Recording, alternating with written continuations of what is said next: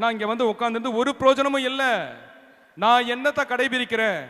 அவர் சொன்னதை எதையாவது கடைபிடிக்கிறேனா? கடைபிடிக்கணும். கடைபிடிச்சா பிரச்சனை வருது, வரத்தான் செய்யும். அவர் போல நம்ம வாழணும். அவர் சொல்றதை கேட்டோம்னா கண்டிப்பா அடி விழும். பவுலடியார் இந்த துன்பங்களை அனுபவித்தார். எல்லா துன்பங்களையும் அனுபவித்தார். 2 கொரிந்தியர் 11ஆம் அதிகாரம் 16 தொடங்குகிற இறைவசனங்கள் பவுலடியார் தான் பட்ட துன்பங்களை பற்றி அப்படியே ஒன்னா எடுத்துரைப்பார். ஆனாலும் என்ன சொல்லுவார்? இந்த துன்பங்களை எல்லாம் நினைத்து நான் பெருமைப்படுகிறேன். ஏனென்றால் நான் யாருக்காக துன்பப்பட்டேன்? இவருக்காக துன்பப்பட்டேன். என்னை அனுப்பியவருக்காக துன்பப்பட்டேன்.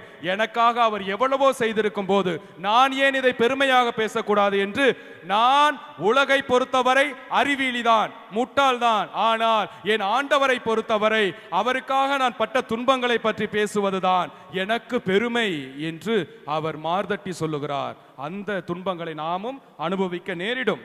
அதனால்தான் இயேசு சொல்லுகிறார், சுமை சுமந்து சோர்ந்திருப்போரே என்னிடம் வாருங்கள், நான் உங்களுக்கு இளைப்பாறுதல் தருகிறேன். மனுஷங்கிட்ட போயிடாதீங்க, குழப்பி விட்டுருவாங்க. எந்த மனுஷன்டையும் போவாதீங்க, குழப்பிடுவாங்க.